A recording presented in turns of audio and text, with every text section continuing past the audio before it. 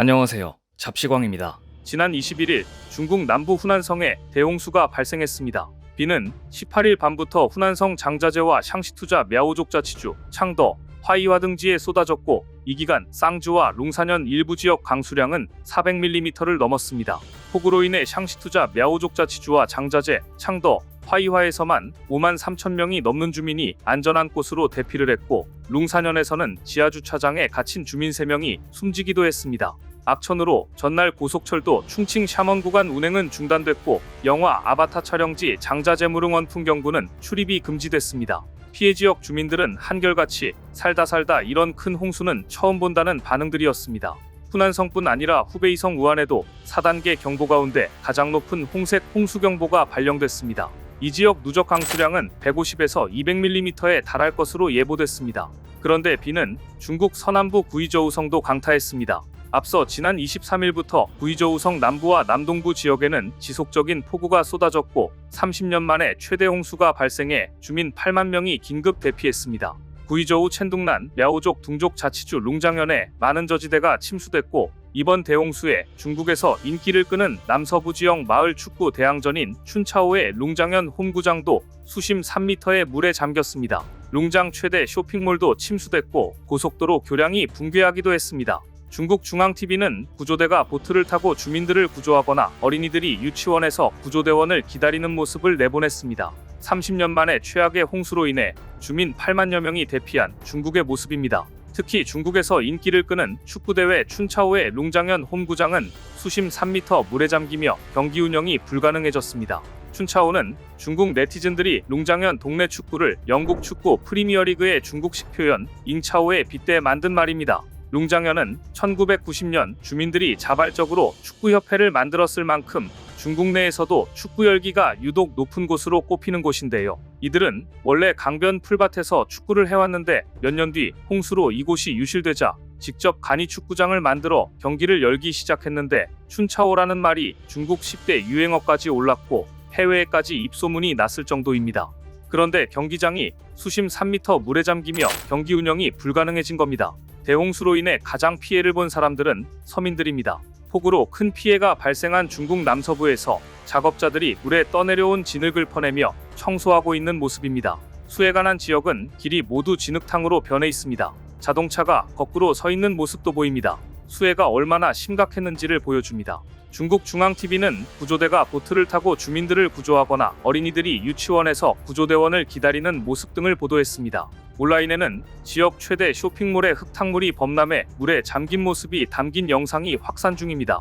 해당 영상에는 도로에 주차된 차량이 빗물에 휩쓸리는 장면도 포착됐습니다. 이번 폭우는 산사태를 불러왔고 고속도로 다리까지 끊어버렸습니다. 중국 구이저우성의 한 고속도로에서 산사태로 교각이 휩쓸려 나가 다리 상판이 끊겼습니다. 끊어진 다리에 트럭 앞부분이 걸치면서 운전사가 허공에 매달려 있다 구조되는 아찔한 상황도 벌어졌는데요. 고속도로가 중간에 뚝 끊겨 있고 트럭의 운전석은 끊어진 도로 쪽 허공에 넘어가 있습니다.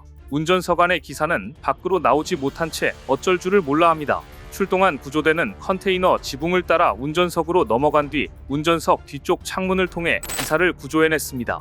그런데 홍수로 혼란한 상황에서 중국 건축물들을 믿을 수 없다는 이야기까지 나오기 시작했습니다. 룽장 최대 쇼핑몰이 침수됐고 일부 고속도로 교량이 붕괴하는 등 피해가 속출했습니다. 특히 대홍수에 룽장 최대의 쇼핑몰 안으로 흙탕물이 쇄도에 들어가는 모습은 공포를 자아냅니다. 기본적인 건물 수로 설계에 문제가 있어 보입니다. 지난 24일 중국 구이저우일보, 싱가포르 더 스트레이츠 타임스 등에 따르면 구이저우성에 폭우가 쏟아져 일부 지역 주민들에게 대피 명령이 내려졌고 폭우로 인해 교통이 마비됐습니다. 그런데 백화점, 쇼핑몰 지하층과 건물 지하 주차장 등이 잇따라 침수됐습니다. 곳곳에서 산사태가 발생해 콘크리트 기둥이 무너지고 고가도로가 무너지는 사고가 발생하기도 했습니다. 공개된 영상에 보면 중국 구이저우성의 한 백화점 지하층이 폭우로 인해 완전히 물에 잠겼습니다. 계단 위에서 물이 쏟아져 마치 폭포수처럼 흘러내리고 있습니다. 대홍수로 인해 고속도로도 파괴됐습니다. 중국 남서부 구이저우성 산두연내 G76 샤롱 고속도로의 허우주어대교를 잇는 교량 일부가 폭우로 인한 산사태로 무너졌습니다. 초기 조사 결과 붕괴 당시 다리 위에는 화물차 한 대가 있었지만 탑승자가 무사히 구조돼 현장에서 인명피해는 보고되지 않았습니다.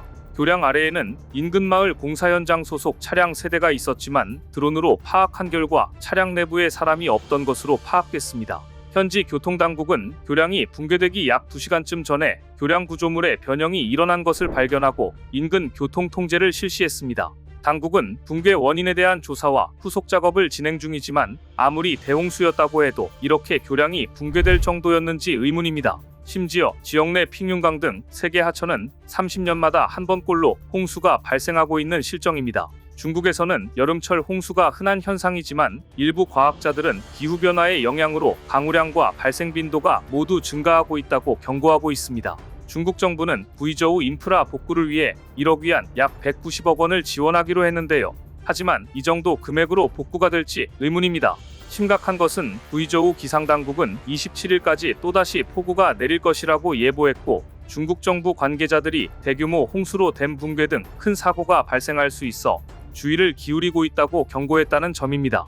만약 홍수에 이어 댐 붕괴 사고까지 발생한다면 피해는 걷잡을 수 없이 커질 게 뻔합니다. 로이터 통신은 중국에서 여름철 홍수는 흔한 일이지만 일부 과학자들은 기후변화로 인해 강우량이 더 많아지고 빈도도 더 잦아지고 있다고 경고하고 있다고 전했습니다.